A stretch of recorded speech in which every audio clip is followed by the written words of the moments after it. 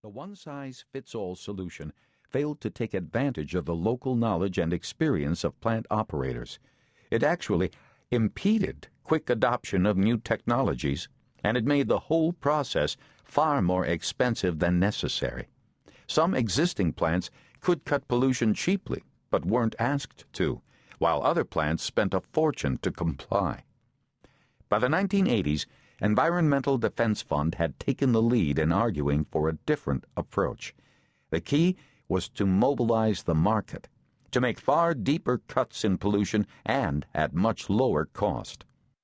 During the 1988 presidential election, strong pressure by New Hampshire environmentalists elevated acid rain as an issue all candidates had to address. Soon after George H.W. Bush was elected president, Environmental Defense Fund President Fred Krupp met with White House counsel C. Boyden Gray.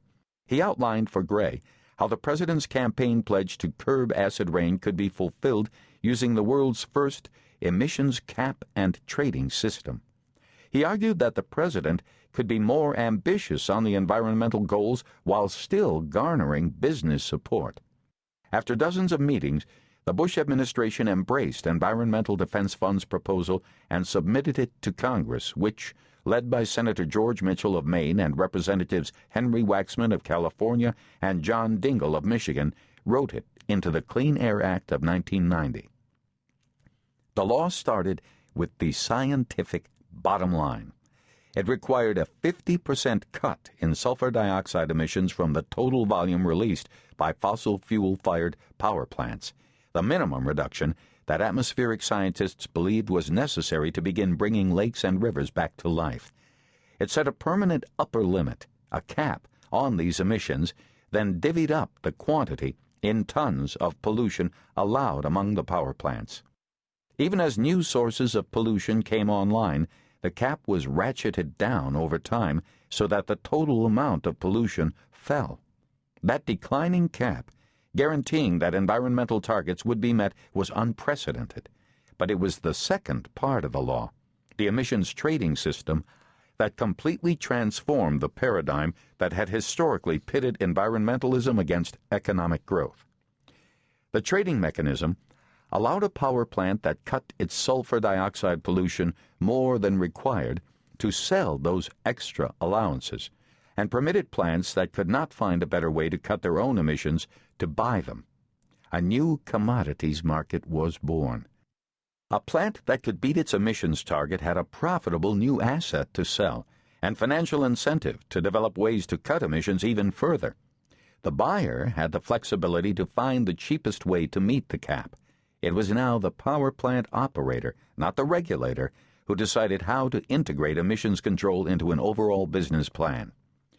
2 months after the law was passed, Richard Clark, then CEO of Pacific Gas and Electric, America's largest publicly owned utility, sat next to Fred Krupp at a dinner for the President's Commission on Environmental Quality.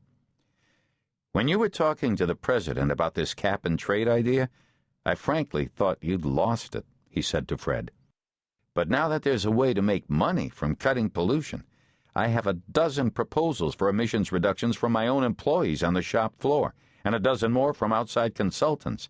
The environment isn't just a money loser, it's a profit center. I have to admit, it's a powerful law." One company that jumped on the new market opportunity was General Electric, GE, whose scrubber technology, in the absence of strict caps on emissions or any rewards for overachievers, had not advanced much since passage of the 1977 law. For years, GE had been selling clumsy units that clogged up so frequently that operators had to build 2 parallel scrubbers to make sure one was always running.